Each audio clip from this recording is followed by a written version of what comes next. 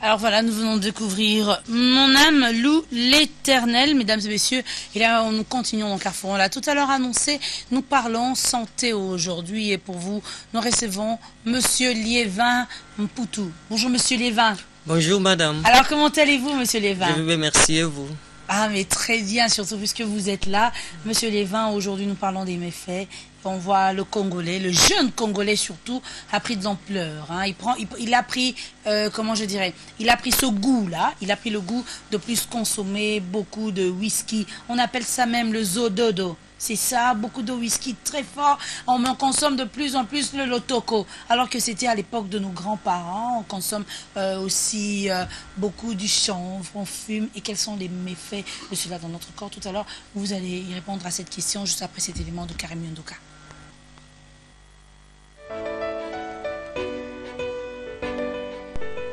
Les alcaloïdes sont des substances organiques, basiques, azotées, généralement d'origine végétale, douées d'une propriété physiologique remarquable, telles que nicotine, cocaïne, quinine et j'en passe. À l'état purifié, les plus connus sont souvent et hautement toxiques pour la santé de l'être humain. Certains alcaloïdes ont été reproduits par synthèse, quelques autres sont dérivés de produits naturels. Néanmoins, de nos jours, ces substances sont consommées abusivement, à tort et à travers, et surtout par des jeunes manquant la connaissance et les bonnes raisons d'usage de ces produits. Actuellement, on en trouve dans certaines boissons hyperalcoolisées, aussi dans plusieurs liqueurs de fortune. La consommation abusive de ces substances produit dans le corps un effet néfaste et son usage prolongé conduit à une grave toxie. La consommation abusive de ces substances produit dans le corps un effet néfaste et son usage prolongé conduit à une grave toxicomanie. Néanmoins, il faudrait savoir que ces mêmes alcaloïdes jouent un rôle important comme principe actif pour la fabrication de plusieurs produits pharmaceutiques. Toutefois, les alcaloïdes considérés comme drogue ou poison restent des produits très dangereux une fois que leur consommation dépasse la dose thérapeutique ou normale.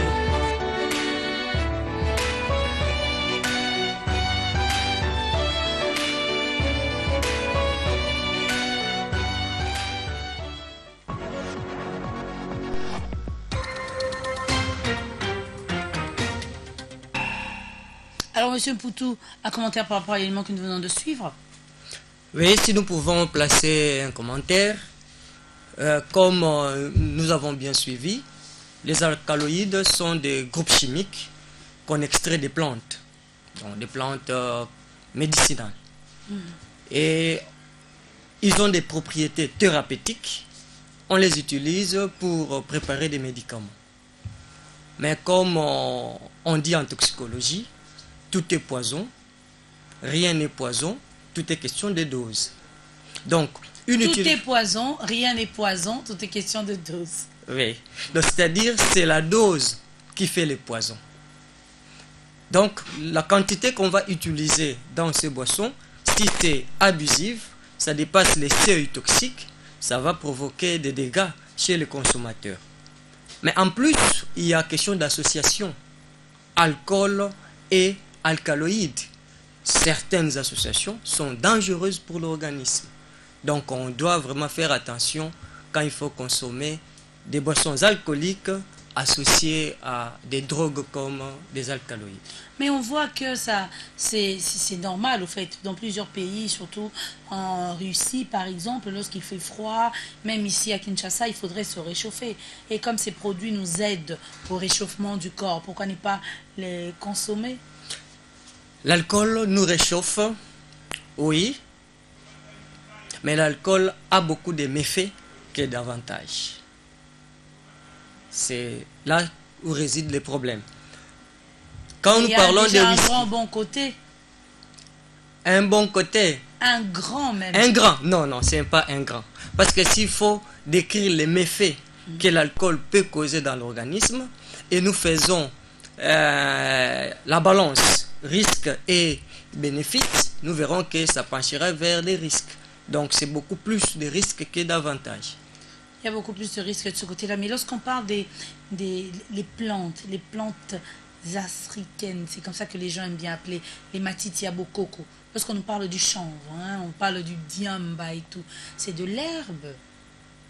Effectivement. Simplement, mais pourquoi est-ce que ça aussi, ça va poser un problème à notre organisme?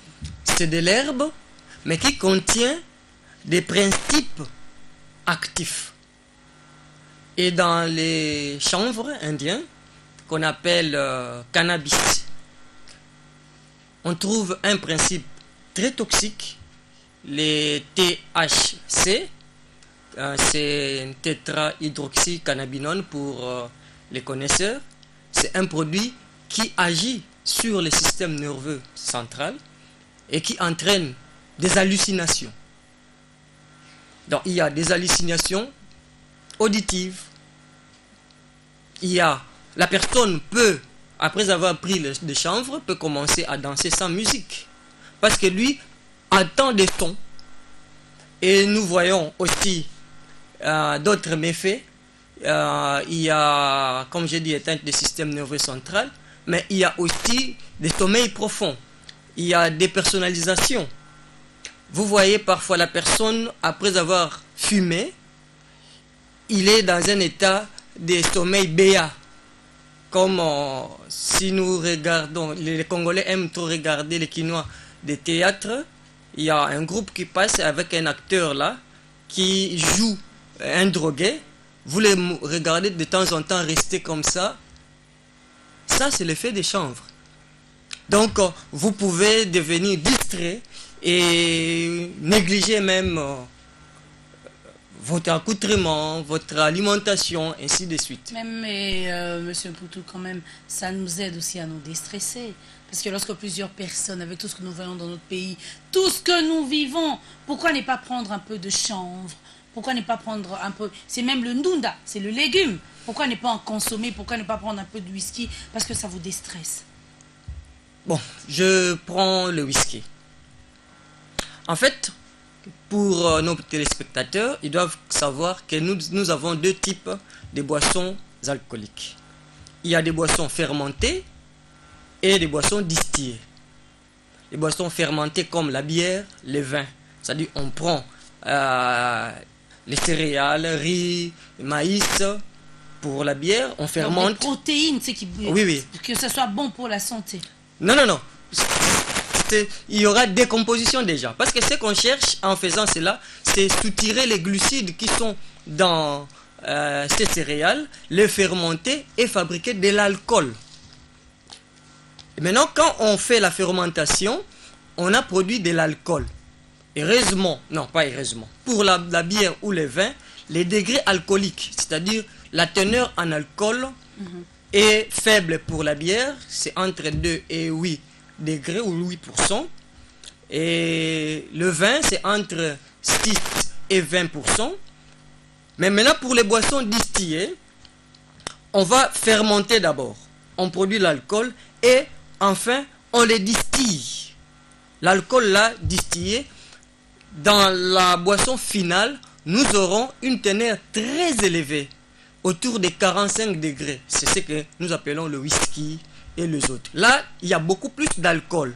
En plus, si nous prenons maintenant les boissons des productions locales comme l'Otoko, comme Aguené, là, encore c'est pire, surtout Aguené.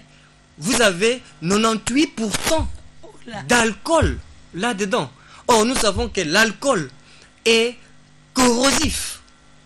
En les prenant, il y a des dégâts dans l'organisme comme des gastrites, ulcérations, et ça peut être responsable des anémies.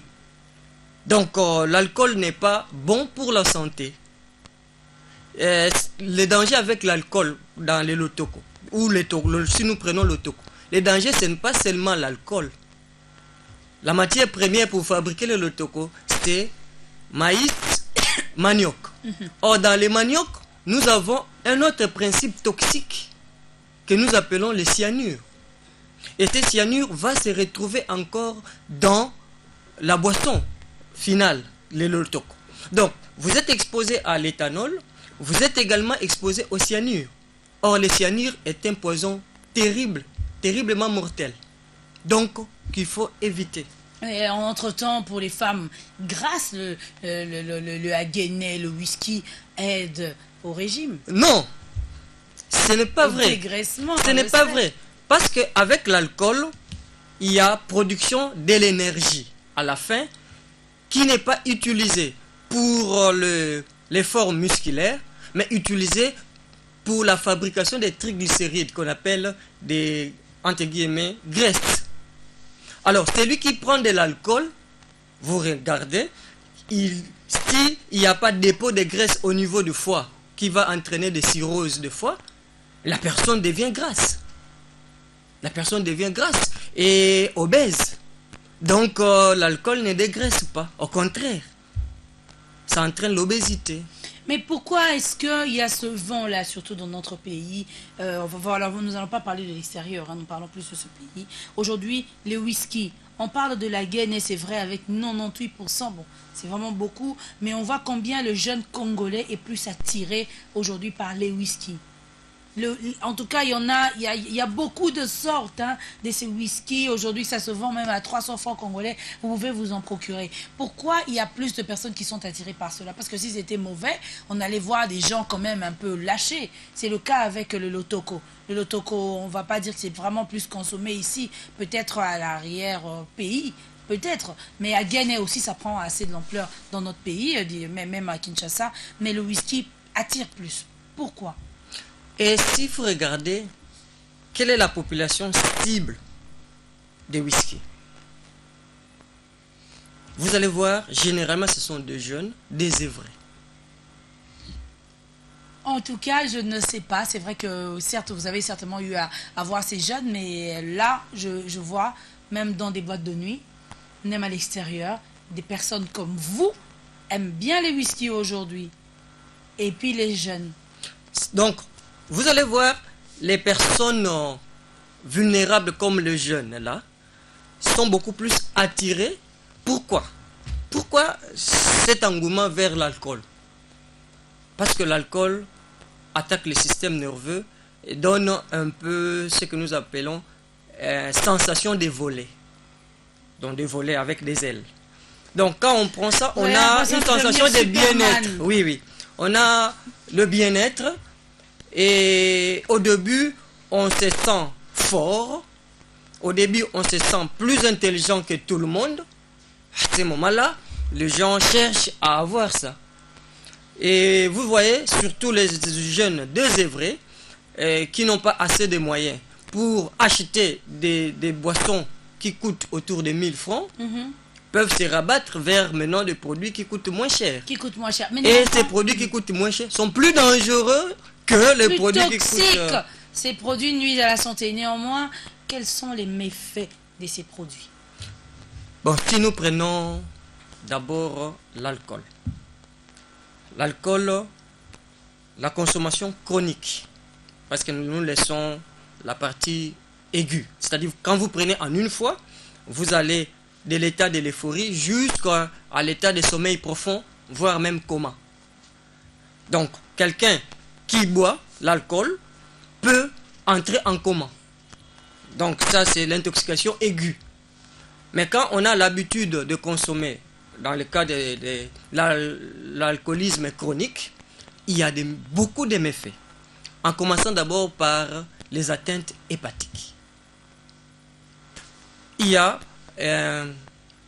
perturbation des métabolismes des glucides. C'est-à-dire, les sucres que nous consommons ne sont plus bien métabolisés dans l'organisme et cela va entraîner un état d'hypoglycémie. Donc celui qui consomme de l'alcool de façon chronique entre dans un état d'hypoglycémie. Donc cela peut entraîner le coma. Nous pouvons citer l'infiltration graisseuse. Nous pouvons citer aussi, toujours dans le foie, l'aggravation des infections virales. Oh là, ça tue, docteur. Comme hépatite C, hépatite B, qui tue.